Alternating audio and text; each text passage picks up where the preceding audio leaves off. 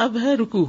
ٹھیک ہے، رکوع قرآن مجید میں آتا ہے وَأَقِيمُوا الصَّلَاةَ وَآتُوا الزَّكَاةَ وَارْكَعُوا مَعَ الرَّاكِعِينَ، اور نماز قائم کرو اور زکوٰۃ دو اور رکوع کرنے والوں کے ساتھ رکوع کرو.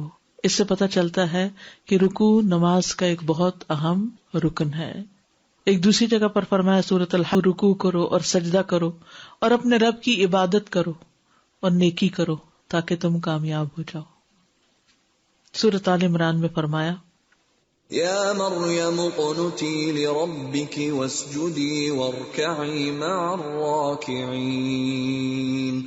تو ان سب آیات میں آپ دیکھ رہے ہیں کہ الگ سے رکوع کا ذکر ہے. اے مریم اپنے رب کی فرما بردار بن جاؤ اور سجدہ کرو اور رکوع کرو، رکوع کرنے والوں کے ساتھ.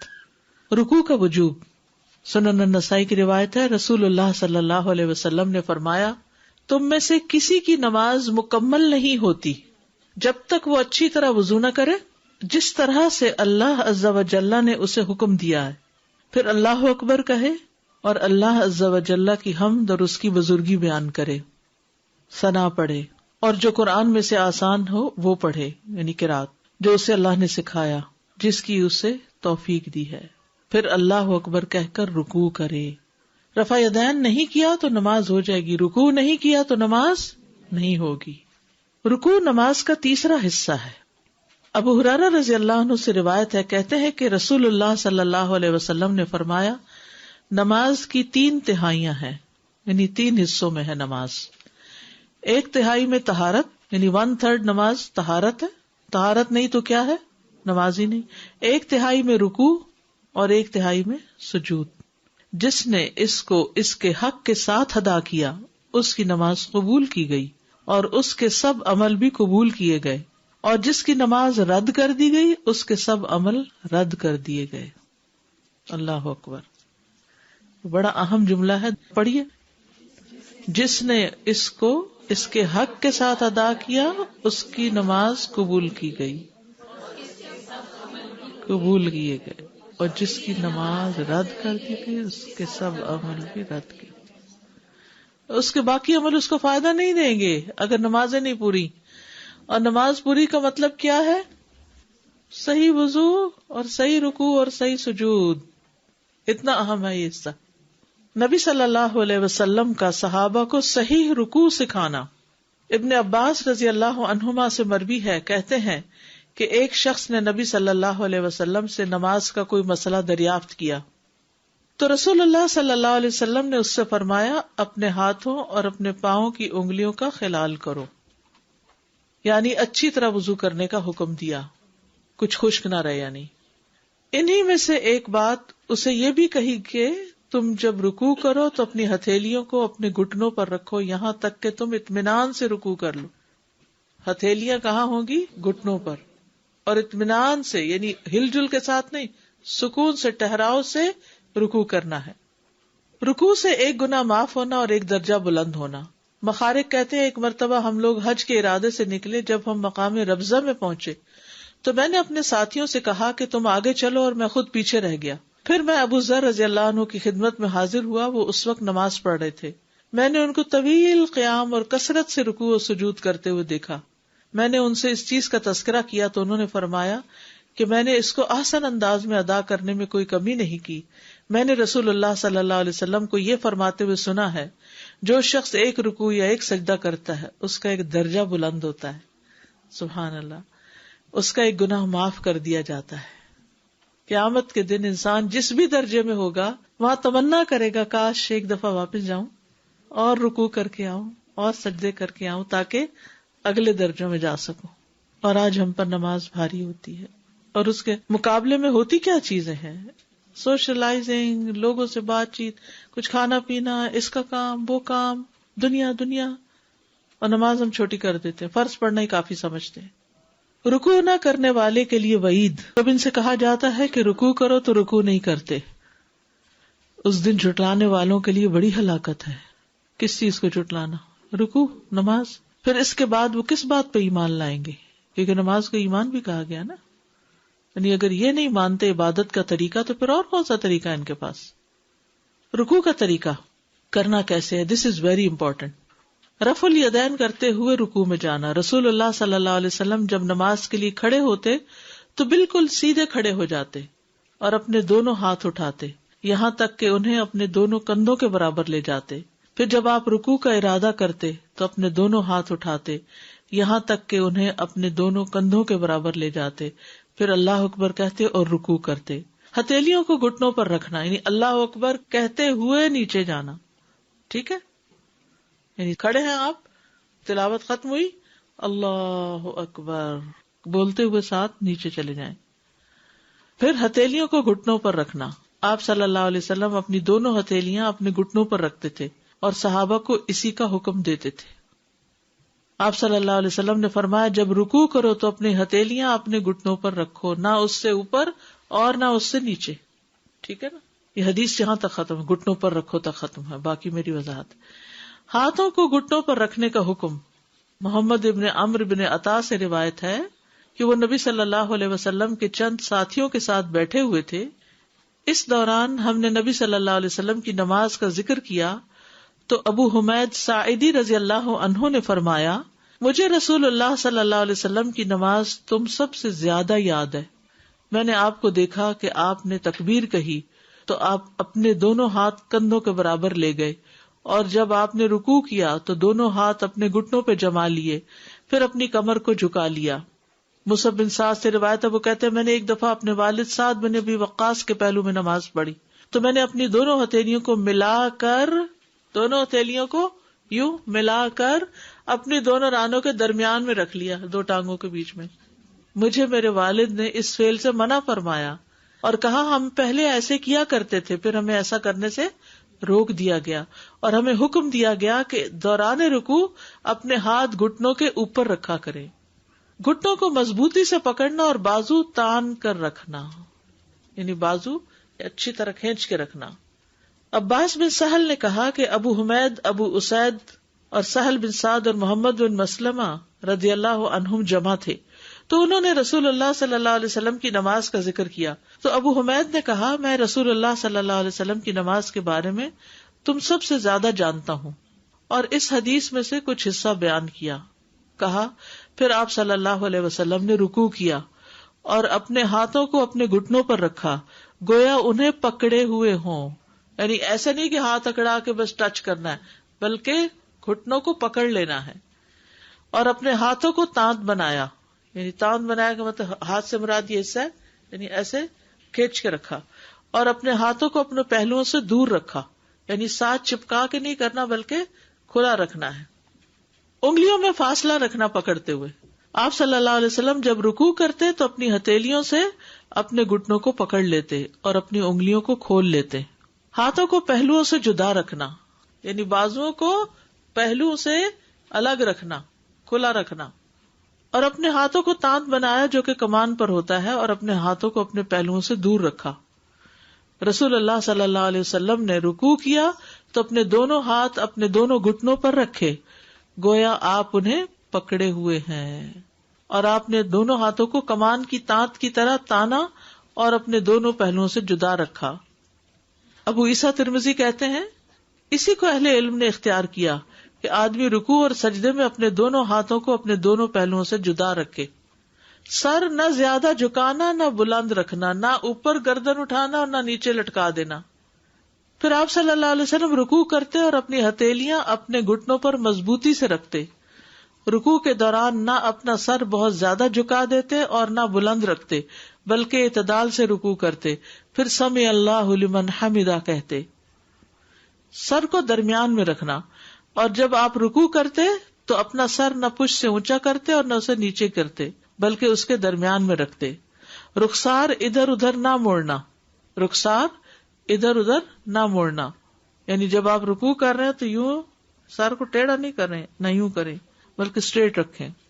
آپ صلی اللہ علیہ وسلم جب رکوع کرتے تو اپنی ہتھیلیوں سے اپنے گھٹنوں کو پکڑ لیتے, اپنی انگلیوں کو کھول لیتے, اپنی کمر کو جھکا لیتے, اپنا سر نہ تو اٹھایا ہوتا اور نہ اپنے رخسار کو ادھر ادھر موڑا ہوتا بلکہ سیدھا قبلہ رخ ہوتا.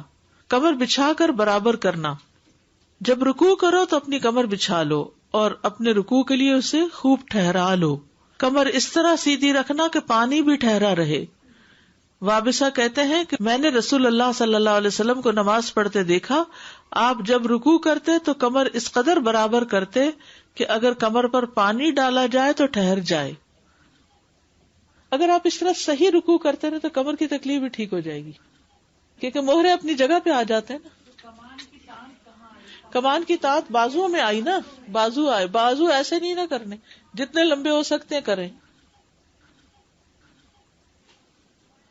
اس میں آپ دیکھیے کہ جب آپ سر بھی صحیح رکھتے ہیں نا تو سر کی بھی ایکسرسائز ہو جاتی ہے. ہم یوں کر کر کے نا موہرے دبنے لگتے ہیں، تو جب اسٹریٹ کرتے ہیں اس کو سیدھا رکھتے ہیں تو کمر بھی ساری، اور پھر پورا پوزیشن ایسی ہوتی ہے کہ ساری ریڑھ کی ہڈی اور گھٹنے ہر چیز اپنی جگہ آ جاتی.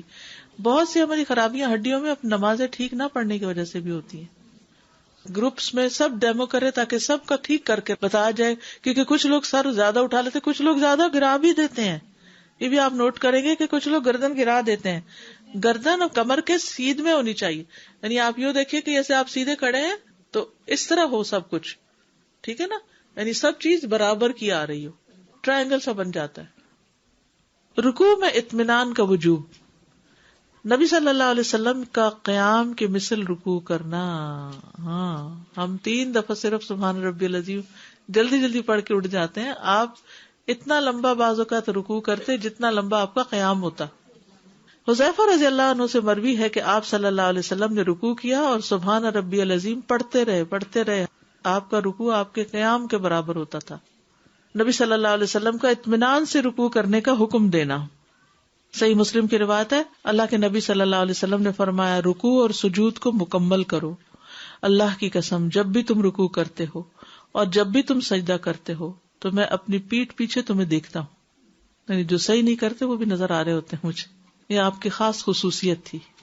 رکوع میں اطمینان محمد صلی اللہ علیہ وسلم کی سنت ہے. حذیفہ رضی اللہ عنہ سے روایت ہے کہ انہوں نے ایک شخص کو دیکھا جو اپنا رکوع اور اپنا سجدہ پورا نہیں کرتا تھا. جب اس نے اپنی نماز پوری کر لی تو حذیفہ رضی اللہ عنہ نے اس سے کہا کہ تم نے نماز ہی نہیں پڑھی. ابو وائل نے کہا، میں خیال کرتا ہوں کہ حذیفہ رضی اللہ عنہ نے یہ بھی فرمایا کہ اگر تو ایسی ہی نماز پر مر جاتا تو محمد صلی اللہ علیہ وسلم کی سنت پر نہ مرتا.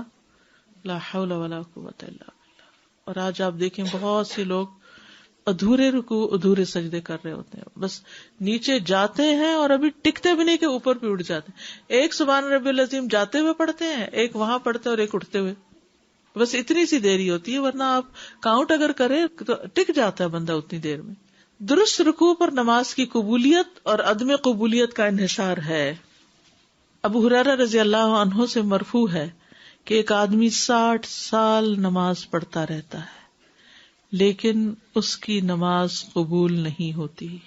اللہ اکبر. یعنی نبی صلی اللہ علیہ وسلم سے یہ روایت کرتے ہیں کہ آپ نے فرمایا کہ ایک آدمی 60 سال نماز پڑھتا ہے لیکن اس کی نماز قبول نہیں ہوتی. استغفر اللہ. شاید اس کی وجہ یہ ہو کہ وہ رکوع تو پورا کرتا ہو لیکن سجدے مکمل نہ کرتا ہو، یا سجدے پورے کرتا ہو لیکن رکوع پورے نہ کرتا ہو، کیونکہ یہ نماز کا ایک تہائی حصہ ہے نا. تو اس لیے عادت توڑ کے نئی عادت بنانا ہے تو مشکل، مگر اس کے بغیر گزارا نہیں نا، کرنا پڑے گا. اور اس میں آپ کا دنیاوی فائدہ بھی ہے اور دینی فائدہ بھی ہے اور آخرت کا فائدہ بھی ہے. یعنی کہ صحیح رکوع سجدہ کرنے سے پوسچر بھی صحیح ہوگا انشاءاللہ. ابو مسعود بدری رضی اللہ عنہ کہتے ہیں کہ رسول اللہ صلی اللہ علیہ وسلم نے فرمایا، وہ نماز کافی نہ ہوگی جس میں آدمی اپنی پشت کو رکوع اور سجود میں سیدھا نہ رکھے. اللہ اکبر. وہ نماز کافی نہیں، وہ نماز ادا نہیں ہوئی جس میں انسان اپنی پشت کو رکوع سجود میں سیدھا نہ رکھے، بیچ میں خم آ رہا ہے، وہ نہیں ٹھیک. معذور کی الگ بات ہے.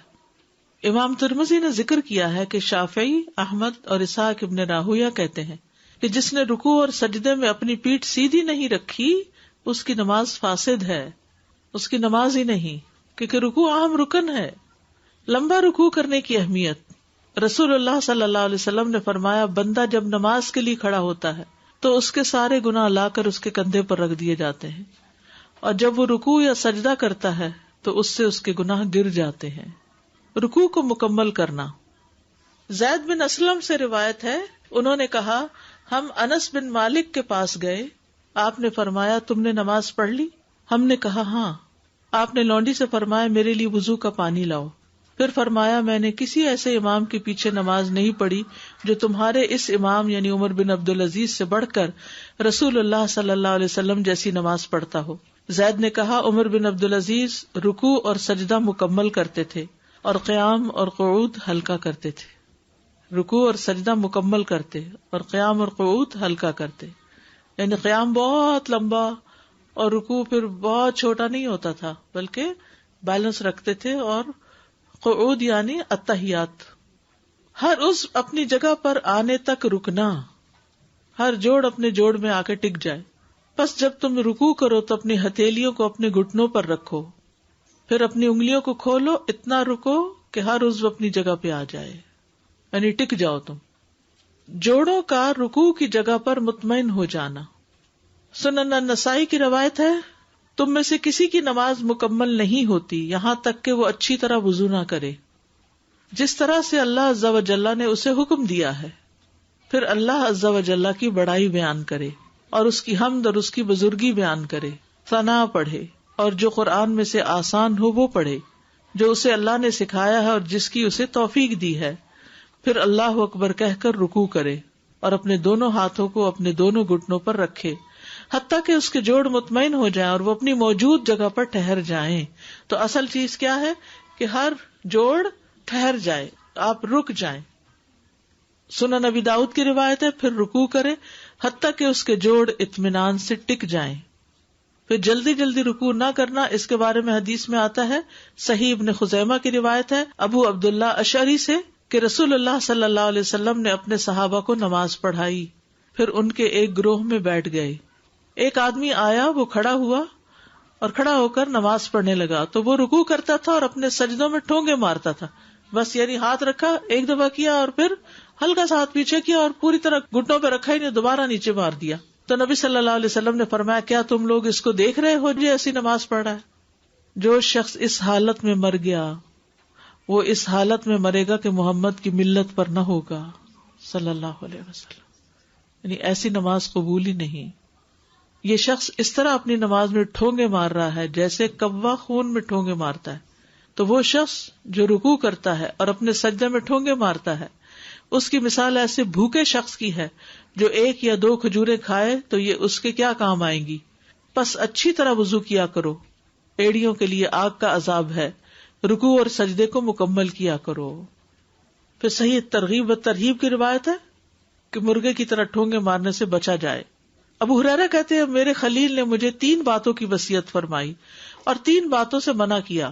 جن 3 باتوں سے منع فرمایا وہ یہ ہیں، نماز میں مرغے کی طرح ٹھونگے نہ ماروں اور کتے کے بیٹھنے کی طرح نہ بیٹھوں ہاتھ پھیلا کے، اور لومڑی کی طرح ادھر ادھر نہ دیکھوں۔ رکوع پورا نہ کرنے والے کی نماز ہی نہیں ہے، یعنی اگر کوئی کھڑا ہوا اور اس نے بس ایسے ہی جھٹکا مار کے کھڑا ہو کے پھر نیچے چلا گیا، نماز ہی نہیں ہے۔ علی بن شیبان سے مروی ہے، انہوں نے بیان کیا کہ ایک مرتبہ وہ کسی وفد کے ساتھ رسول اللہ صلی اللہ علیہ وسلم کی خدمت میں حاضر ہوئے۔ کہتے ہیں کہ ہم نے نبی صلی اللہ علیہ وسلم کے پیچھے نماز پڑھی، آپ نے کنکھیوں سے دیکھا کہ ایک آدمی نے رکوع اور سجود میں اپنی کمر کو سیدھا نہیں کیا تھا، یعنی سائڈ سے آپ کو نظر آ گیا۔ نماز سے فارغ ہو کر رسول اللہ صلی اللہ علیہ وسلم نے فرمایا، اے مسلمانوں کی جماعت، اس شخص کی نماز نہیں ہوتی جس نے رکوع اور سجود میں اپنی پشت کو سیدھا نہیں رکھا، اس کی نماز ہی نہیں ہوتی۔ رکوع پورا نہ کرنے والا نماز کا چور ہے۔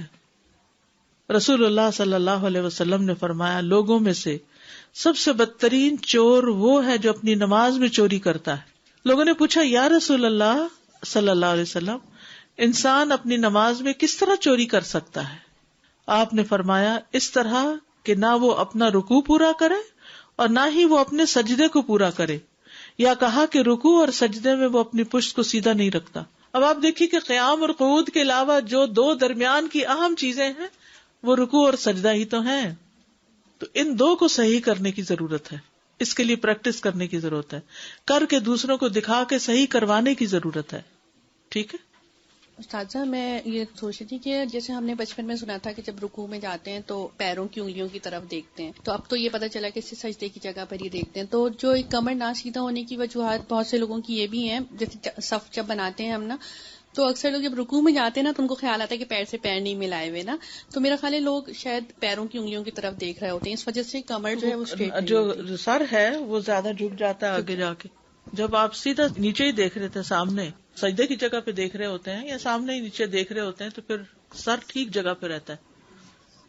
جیسے بھی ہم نے پڑھا کہ رکوع اگر مکمل نہیں تو نماز نہیں ہوتی، تو میں جماعت کے ریفرنس سے پوچھ رہی ہوں کہ پیچھے میرے ہسبینڈ سے بات ہو رہی تھی، تو جیسے نماز نبی صلی اللہ علیہ وسلم میں ہم نے پڑھا کہ سورہ فاتحہ اگر آپ کو نہیں ملی تو رکعت نہیں آپ کو ملی. تو انہوں نے امام صاحب سے پوچھا ہمارے لوکل مسجد کے، تو انہوں نے یہ کہا کہ اگر رکوع نہیں ملا آپ کو تو آپ کی رکعت رہ گئی ہے آپ کی. تو اس میں مجھے سمجھ نہیں آ رہی. ان کو ہے لیکچر سنا تھا آپ نے، وہ سن لیجیے، اس میں جواب موجود ہے کہ سورۃ الفاتحہ پڑھنا جو ہے وہ حدیث ہے کہ جس نے سورۃ فاتحہ نہیں پڑھی تو اس کی نماز کیا ہے؟ فہی خداج، ناقص. السلام علیکم.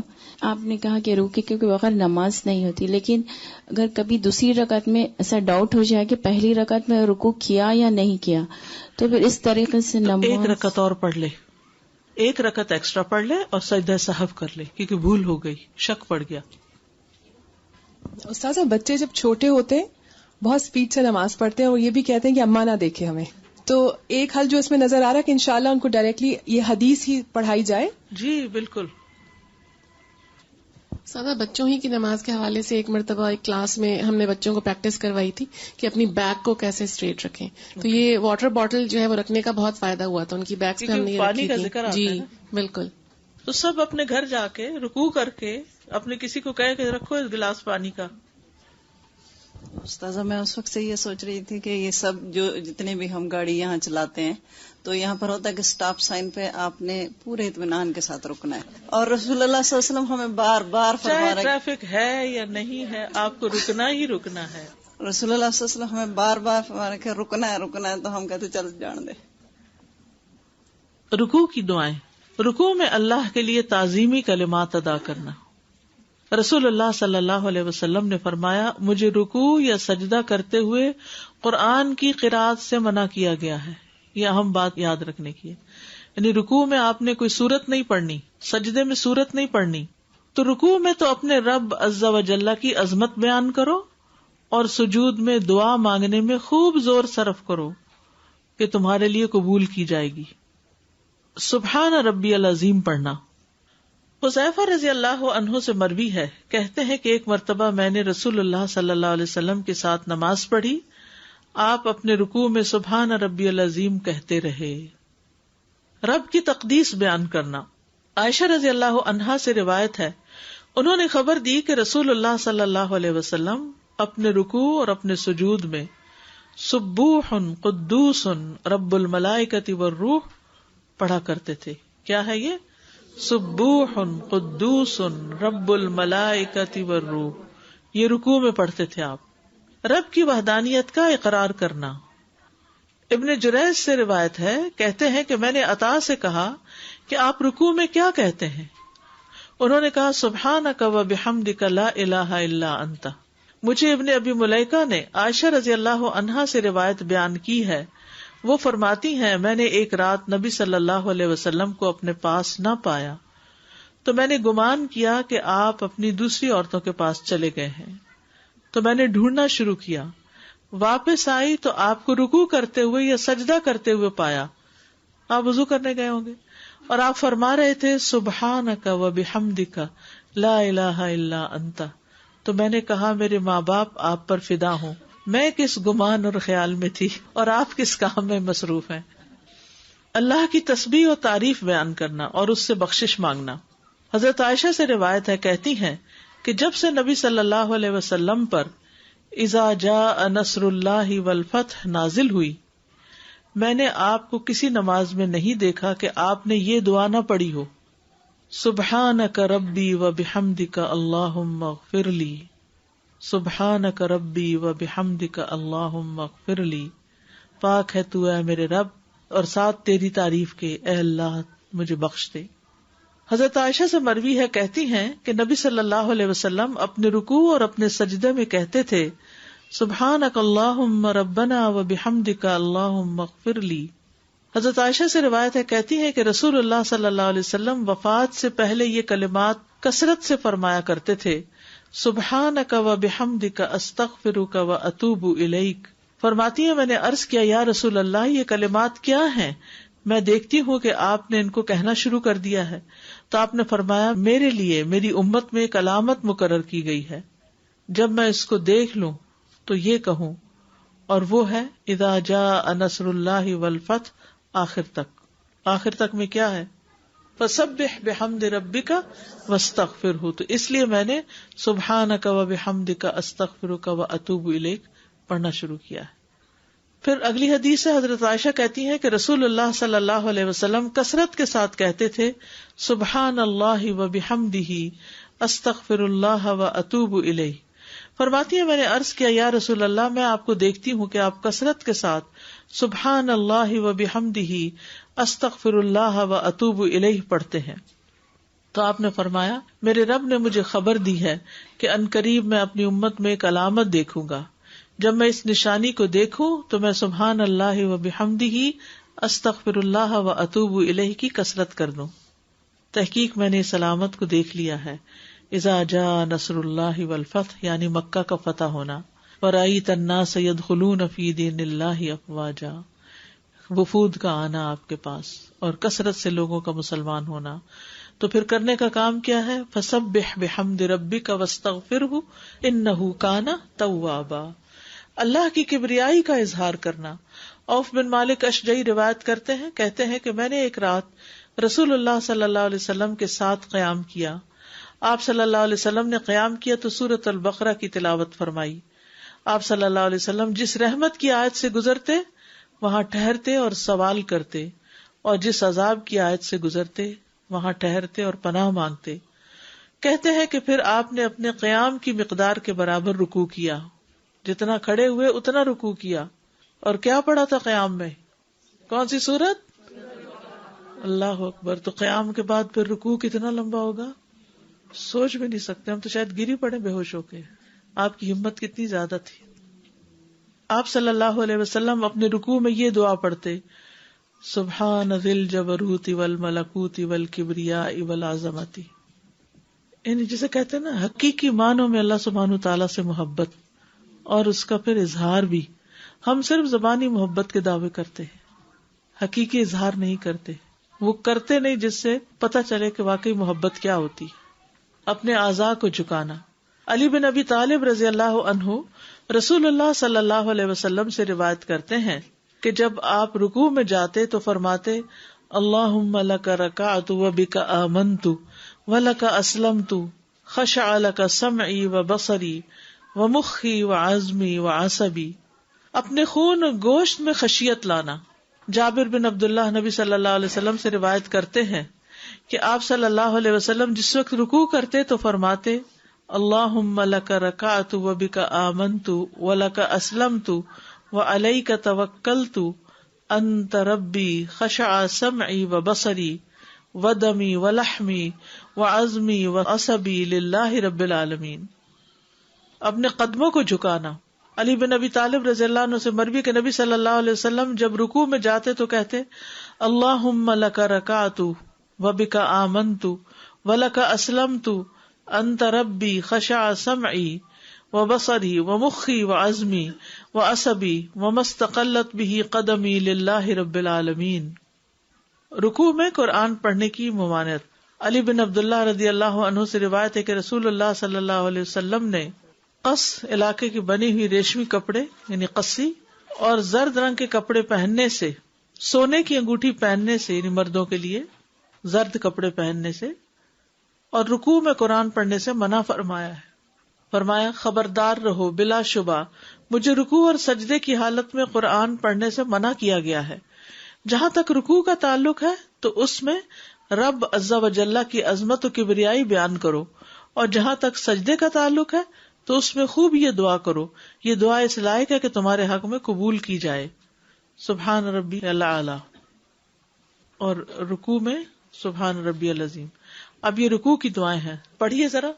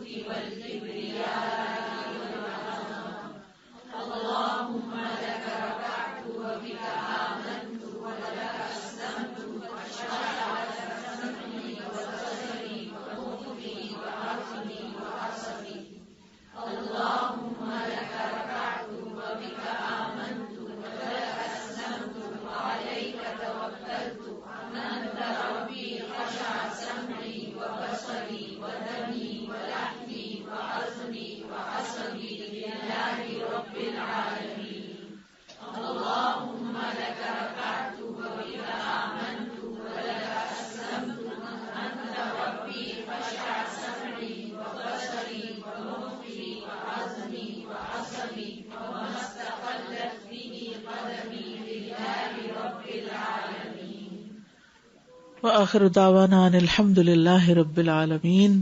ان دعاؤں میں سے اگر ساری یاد نہ بھی کر سکیں تو کچھ دعائیں ضرور یاد کر لیں. جزاکم اللہ خیرا. سبحانک اللہم وبحمدک اشہد ان لا الہ الا انت استغفرک واتوب الیک. السلام علیکم ورحمۃ اللہ وبرکاتہ.